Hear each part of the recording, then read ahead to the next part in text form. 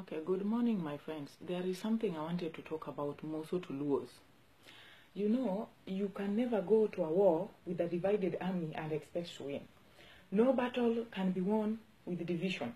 Unity is strength, unity is success, and unity is power. The main reason why Luos are finding it difficult to ascend to power, more so the presidential power in Kenya, is because Luos are not united. They are never united, and without that unity, they will still lose. There is no army that can go to war when they are divided, when the soldiers are divided, and you expect to win the war.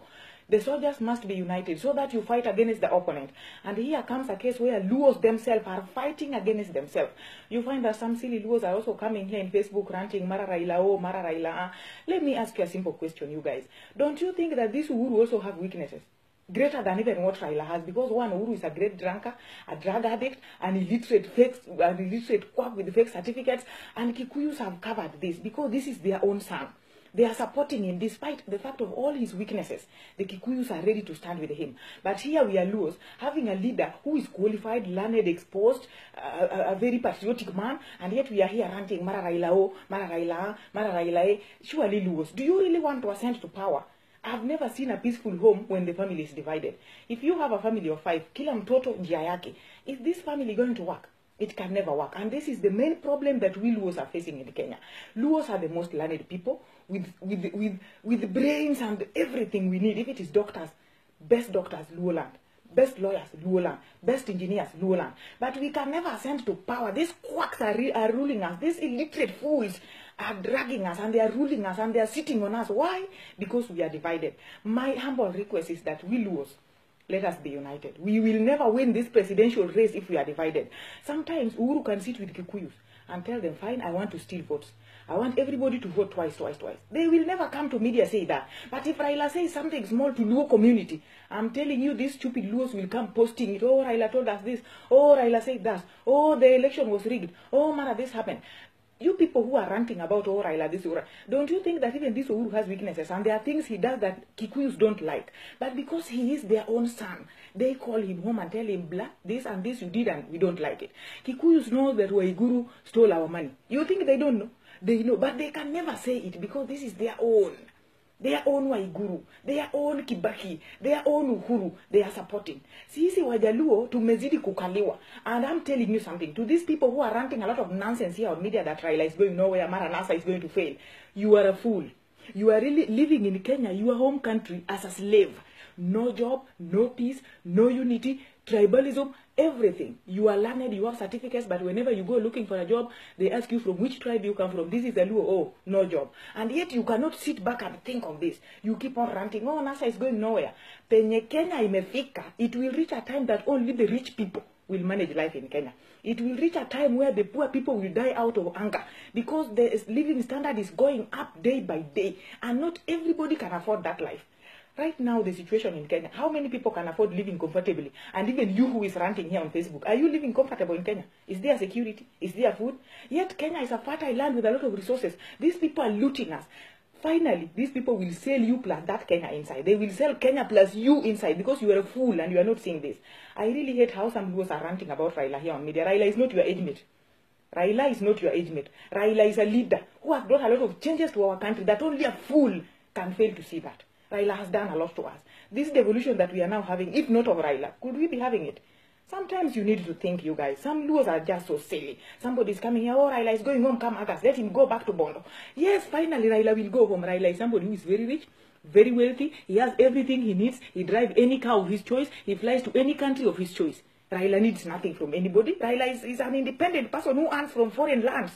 He can decide to take his family, live in America, in Israel, in anywhere. Think about you. Think about you as Otieno, Onyango, Awino, Akinyi, Odhiambo. Do you have even, some people are ranting, they don't even have a passport to even go to Tanzania. Yet they are ranting here. If Raila leaves Kenya for those people to rule, my dear, you will die that very day. Because if this time election, if Raila doesn't win this election and he pulls off himself from politics, I'm telling you, Kenyans, you are going to suffer because there is no strong man that can oppose this useless government if not this Raila. So sometimes when we Luos are ranting, think. Some of you are so foolish. Oh, Raila this. ODM is going nowhere. ODM is going to fail. NASA has failed. Blah, blah. Okay, fine. Look at these people in NASA. Look at Mudavadi.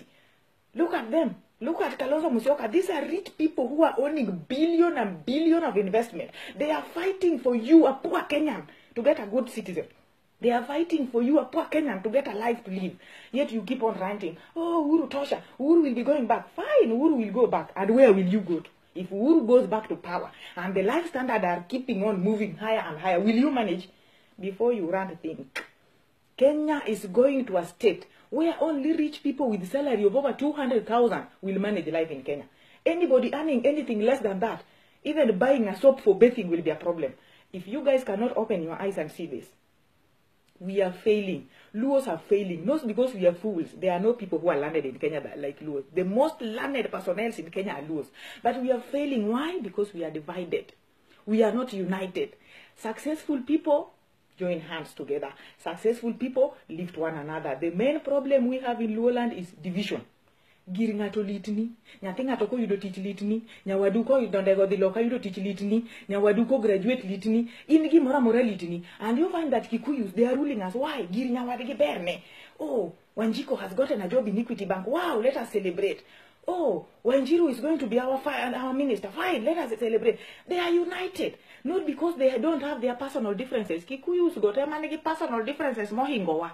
But gikao differences giketo at their community level. They fight kaka Kikuyus kegen kagidong chiento giwachonia. This and this you did this and this you did this. They solve. One to one joluo differences magwa Facebook no biro nwa. Our Facebook no biro joluo. Jaluo rant kata nonsense. Oh, Raila went to Ariela and did this and this. Ni mano begi ma jaluo biro go mane media di post Facebook. Sami post ga gigi Facebook. Ba unge kani kikuche ki besomo ga gigi. Gimedo chayo wa. Kendo kikuche koro ka waka ka dasta, chuo wabe giloko dasta gigo etiendgi. Kikucho se mautelo, gima unya ka chuo, gitedo ne chuo okune ma unutaro reto ngeru chalo parmo mo lar. What is wrong with the Luos, honestly? What is wrong with the Luos? Ango matimo wa? Kikuyo so mautelo, chuo gimayo ugitedo ni, then chuo luo go be ofuo, because one, Kikuyu so kutedo ne jaluo no dwa tedo. Kikuyu tedo ne jaluo man gi pesa no dwa nyodho. Kose nyodho, ini tedo ne imiye pesa, oyaw business moro maduong' kamoro, ogondi no dak kodi kitho, oting'ore okawo nyithindo dhigo. Joluo ma kendo go kuyu. Nyithindo monyuolo ka kodgi kaka nyekuwere. Donge kuwere giting'o nyithindo gi yago. Koro ito gi lweti nono, ito gi wika ng'ama noko kendo, okuyo ting'o nyathi odogo Kikuyuni. Samoro initiyo itiye bank ikaw nyarukuyu kendo loan kikaw timiye eno invest Kikuyuni ini donge Luoland kidhier makata simbi yonge go kana ai kokuyo se ni marao ni ngane moira onge ngamo iri iri kendi stupidity and ignorance has no defense. Luos, let us open our eyes. Penye tumefika, Kenya needs change, and the only keyword that Kenya has is Raila Odinga. The only keyword that Kenya has is NASA. If NASA cannot win this election, wenye watahama Kenya ndio wengi. Mimi tayari nimehama. If NASA wins and Kenya becomes a country worth living, nitarudi. Lakini kama inaendelea hivi vile inaenda, huenda nikahama na familia yangu yote na tukuje tukaishi hapa. Wewe piga tu mdomo, hata passport ndio hauna, hata Uganda ndio hujawahi kanyaga na mguu yako. Yet you keep ranting how Raila is going to fail. If Raila fails, fine. Raila ni ngama nigi pesa ne, Raila nigi gige ne madongo nigi molasses kiango. Raila nigi investment of billions and billions, not only in Kenya but in other countries. Raila invest Australia, Raila invest US, Raila invest Israel ka, Raila invest everywhere. Iparon Raila odak nikeje politics. That guy is rich. Kama Raila se chope with or without politics, Raila can still manage his life. Oriembo mtoka modwaro, ochamo gi modwaro, orwako gi modwaro. Koro sami biro yanyo Raila Facebook, be witiyo, yanyo ga Raila. Kakata breakfast ma Raila kende. Oromo pidi for the whole month plus your family. Kai ti bendi tingo ni biro yanyo Raila Facebook. Mano be witiyo. Yanyo ga ngamo hingi madaki piem go. Wawe uruketo no adwa yanyo Raila saduto. Raila is not a child. Monego beni watugo go wayanyo. Gik ma Raila oseti monego beni wanjo luo waneno. Kata mano kuche muneno ginge maber ni Raila has done a lot for our country. But gi protect their own. Their own son Kibaki, their own son Uhuru. Gi protect their own. Kenyatta margi girgi. Wando pere. Raila. When we Luos style up, Luos style up. Kenya needs change. Raila is the change. There is nobody mabrogolo Kikuyus get power.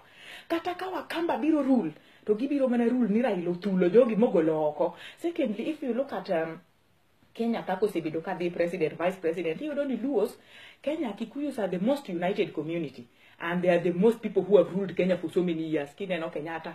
ero Kibaki, koro Uhuru. Gisemiwa presidents more than ero 3. Kendo ginyalo kata miwa more than 4.